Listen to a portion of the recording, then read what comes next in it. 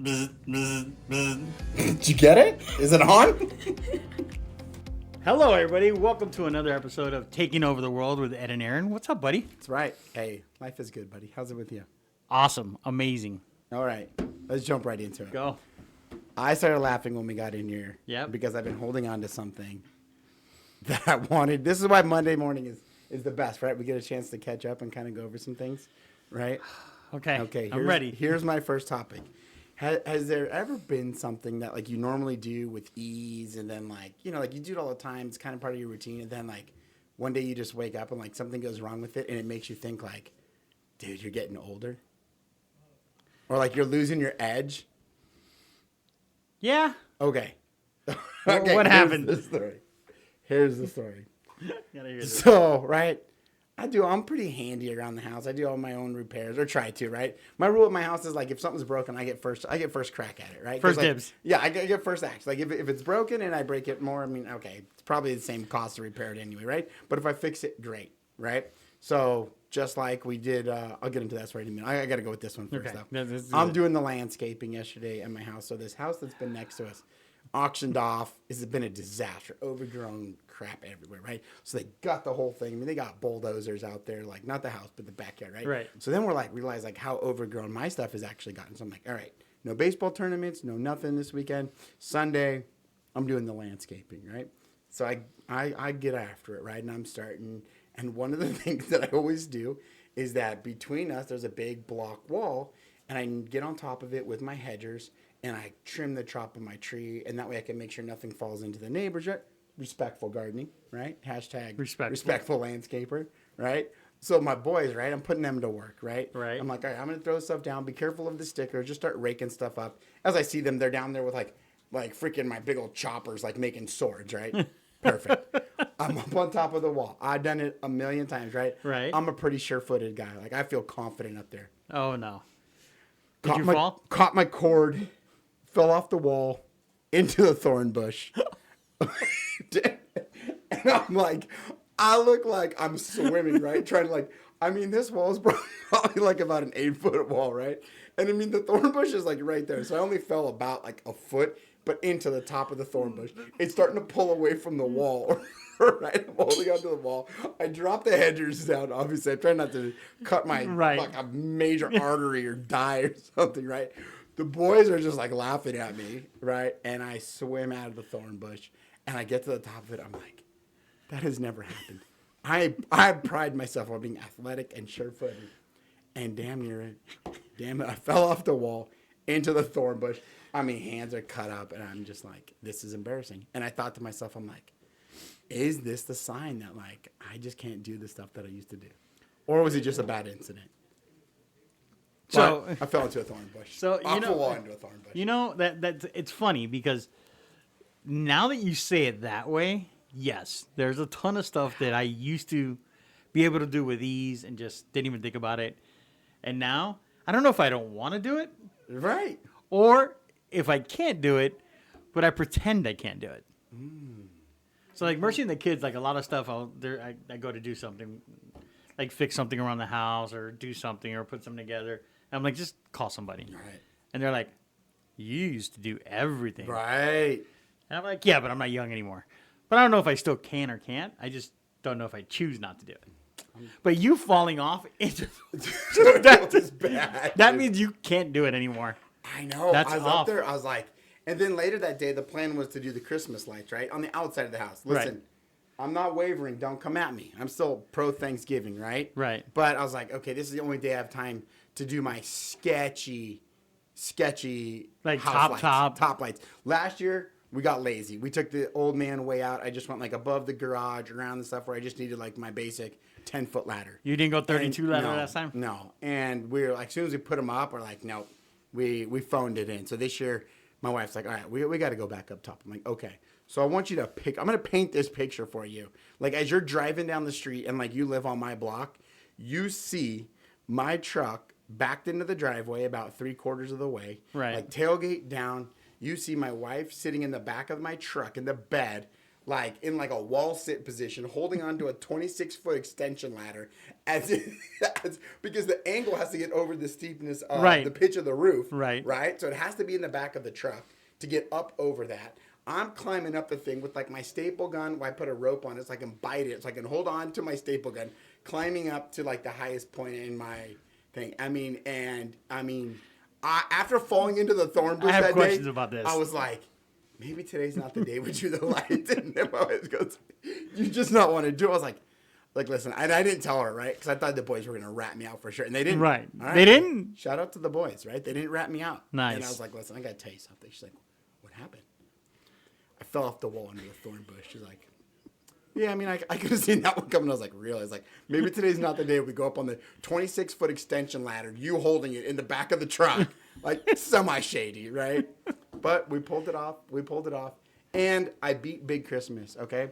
Big Christmas, if you can hear me, I'm not falling for it anymore, right? You buy the land, but you buy the Christmas lights every year, right? We've got I've got it all mapped out, right? I know everything goes on my house. You have a diagram. I got it perfectly, like Clark W. Griswold. I got it so it maps out perfect.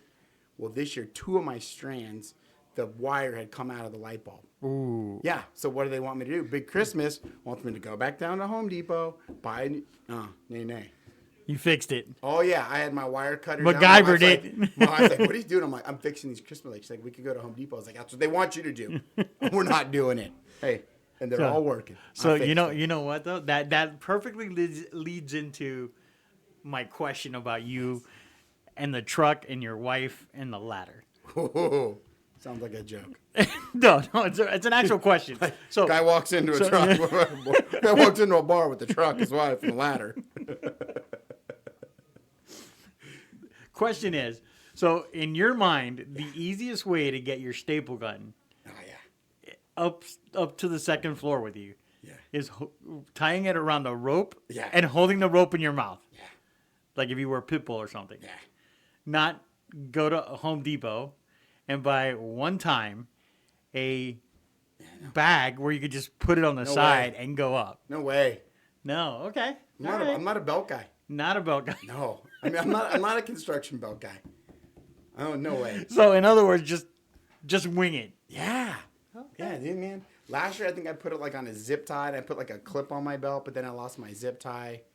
I thought that was fancy last year, but Zip ties? yeah, zip tie stuff. But hey, it's done. I didn't die. Only the house lights are up, but I definitely felt older and proud. Did you get back on there and finish trimming the bush? Oh well, luckily yes. But I was like now like almost sitting on the fence instead of like I normally stand. I'm like, yeah. I kind of sat down. Okay. I was like, dude, a little cautious. Well, trying to be OSHA compliant the second time. Oh no, OSHA compliant has no place in my household. I was more like, okay, the boys have already seen me fall once. They can't see me fall twice. So that begs a question. So when you were young, at what point would you have gotten on the wall to trim? Because how old is your oldest? 12. 12. So by 12, when you were growing up, would you have been trimming? I would have been, yes. Okay. So then, I don't trust my 12-year-old with a set of hedgers. Right? He cut his hand off. Brooklyn, I'd give it to her, but she'd be chasing people around the yard with it. Okay. She'd be trying to kill somebody. Yeah. Okay. She'd be like, guys, check this out. The bush is over there. Okay. So that now is my question. Do we coddle nowadays? Yes. So you coddle your kids? I don't say we coddle per se. I think society trains us to coddle more now than ever. Okay. I think it's like looked upon now. Like if you don't coddle, oh my God, do you not love your children? It's like I mean, you go back in the old day, right? Like we'd go like every summer, all summer. We lived in not like back in California. Like we didn't live in a gated community, anything like that. But down our block, you're talking maybe about 8 or 9 houses. I can probably remember till there's the big old park, right? And they had basketball courts, playground, softball field, and all summer they would have like a camp set up there. Like right. You would go there, you'd play games, you'd do whatever. I mean, parents were just right. Your parents would just be like, go. Go on your bike, go whatever. Like when the lights come back, come home. We'd ride our bikes. We'd ride our bikes 2 miles down like busy roads to go to your friend's house, right? And you'd have like 14 bikes in your friend's house, right? Like, right. That's how you knew where everybody was. That's how you knew. And like nobody thought twice. We didn't think twice. Our parents didn't think twice. They're like, all right, well, worst case, it just, if you think about it, call me when you get there, right? Nowadays, like we can't even let our kids, like parents don't even feel comfortable letting their kids like walk to the bus stop by themselves or, like walk through their community by themselves. So I don't think it's so much that we coddle them. I think it's just that like society now has trained, I shouldn't say everybody, but for the most part now, everybody's so overly cautious. I just think it's like the norm now. You know what I mean? That's I'm not saying I subscribe to it. There's sometimes that I'll say, like I told my wife, there it is, like, well, I'll drop Braxton off and he can walk over to like the park where I'm at, like with the baseball. She's like, you can't walk to the park. It's in the gated community. It'll be fine.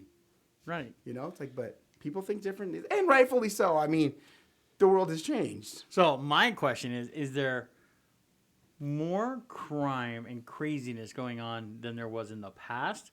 Or is it just more prevalent now because of social media? I think it's, statistically, I don't know, but I think probably your second one is more, I think it's probably more prevalent now. People know about it more. I think there's more ways to be a predator now. Like you see, like, like these 60 Minutes where like they catch you doing these stuff and like catfishing and social media crap. Right. So I think there's definitely more ways that predators get involved, like definitely not saying that's a good thing, but it's like, I think nowadays there's more availability to become a predator, I guess, like, again, you see all these catfishing shows and all that crap. So it's like, I get it, like, oh, I'm just going to meet so-and-so, like my friends from school down at the park. And next thing you know, it wasn't your friends or, nowadays you see all these school things with like jumping and bullying, next thing you know, I think you walk into a disaster. So I think there's more crazy stuff going on. You think so? I do. I really do.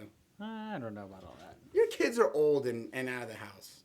They're not. That's true. Slow down. They're not out of my house. I wrote this other one down too, okay? What's this other Listen. one? Oh, geez. Listen, Linda. Listen, Linda. As we're getting older, I had to start writing topics down, right? So when we talk about that, yes, okay? Listen, Taylor Swift changed her lyrics to her song for her guy, Travis Kelce. Well, what do you think? He's the one putting her on the map. Yeah, it's true. She was just a nobody singer until he came along. Okay? So that led me to my question. Is that, do you ever find, because lately, I feel like with the way that the team is growing, the conversations we're having, the people we're in front of now, things that we're doing, obviously she's changed a little bit of like just this song in general. Right, I'm not saying she's changed as a person. I don't know her. I mean, we haven't talked since like last week, okay?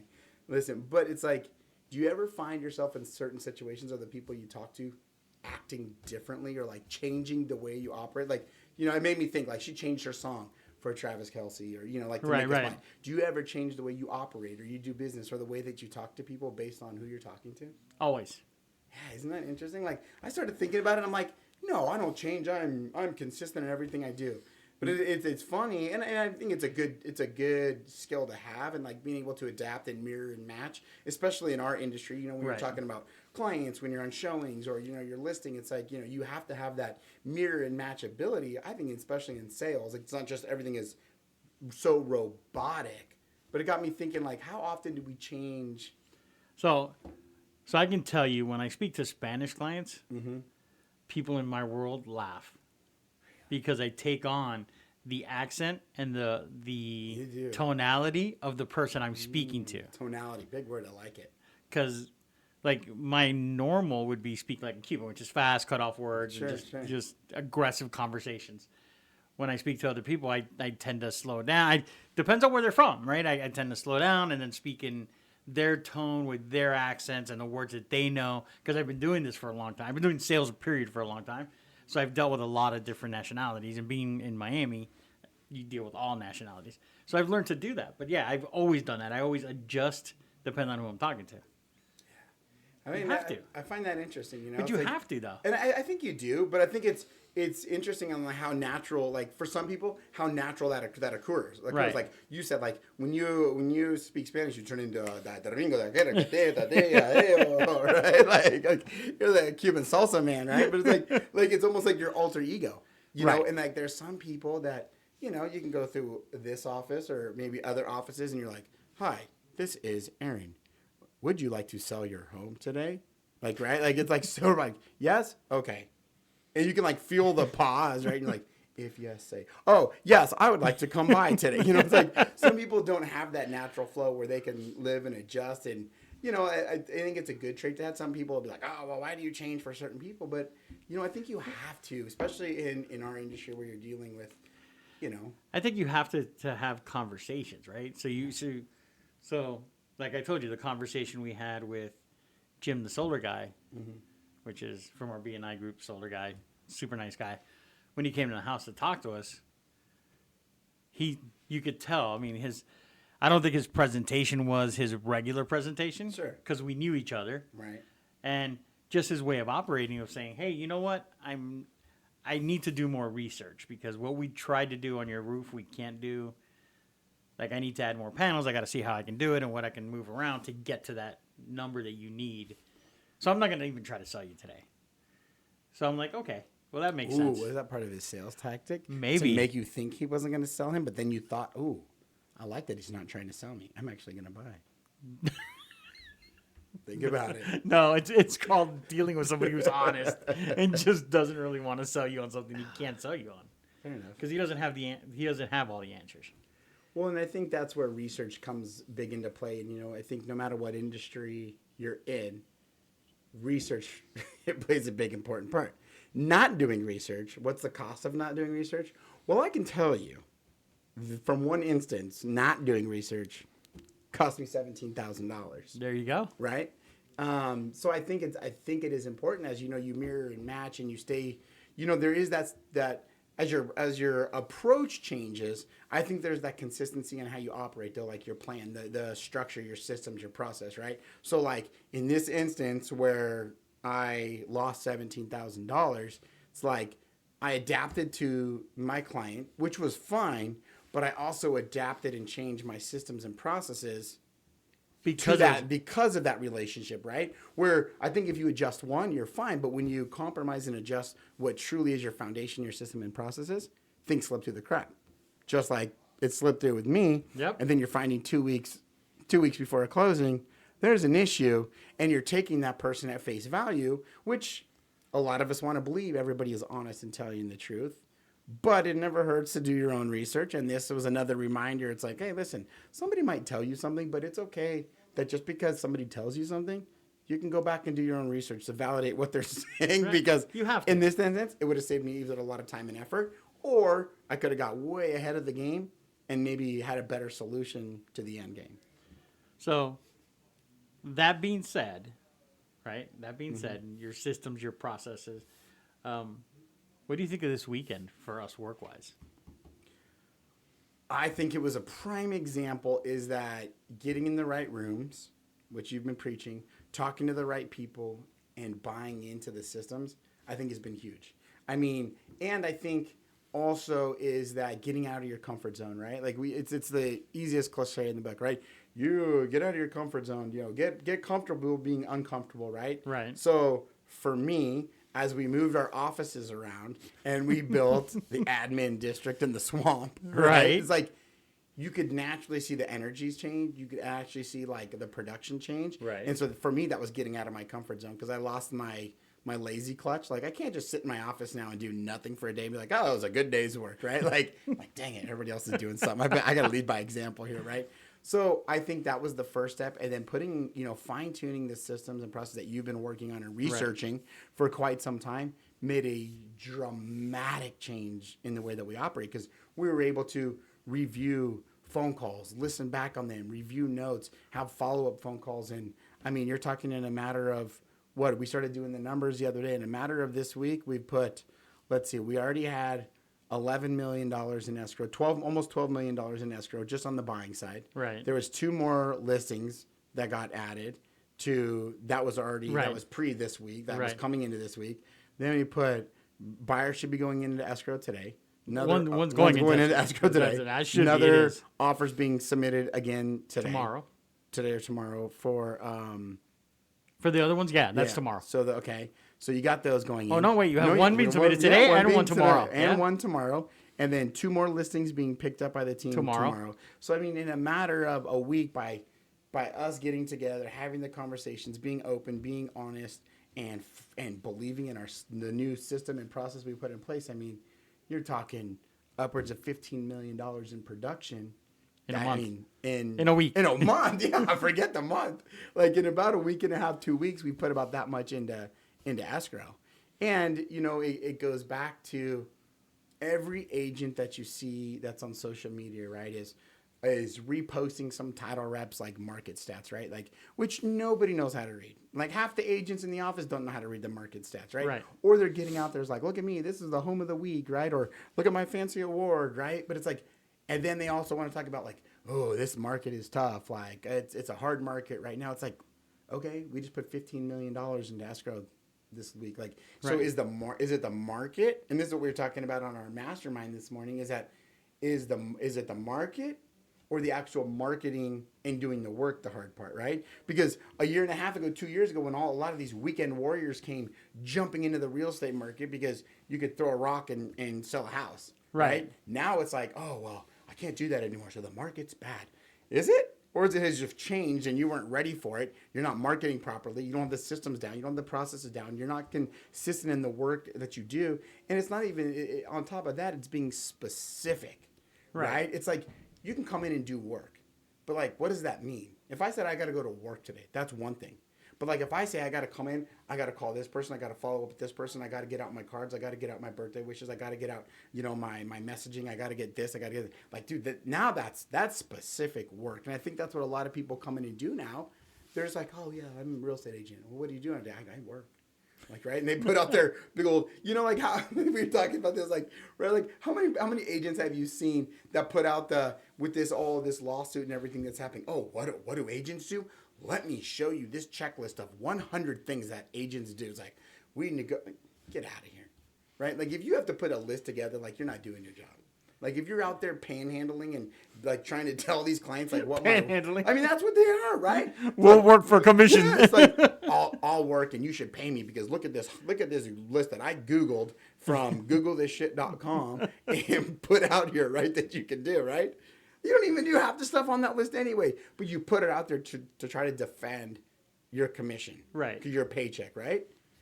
Man, just go out and earn it. Like you don't have to put out a thing. Like I don't know, I don't know about you, but I sure as heck didn't go out and post or call anybody and say, hey, listen, I know you're a little bit concerned about the market and the rates, but let me tell you 100 things that I do. No, I didn't do that. Not to one person. No, in fact, this morning I came in and I got a referral from a Hispanic, from an agent who did an open house. Yeah. Hey, I have a Spanish referral. We're getting Eduardo out. That's right. Yeah, I got a Spanish referral. I'm like, all right, perfect. I'll take care of him. And then I had a commercial broker that I know really well. Mm-hmm. They got a referral from somebody else in Spanish, but he's doing something during F1 here. And he's like, hey, can you take care of this guy for me?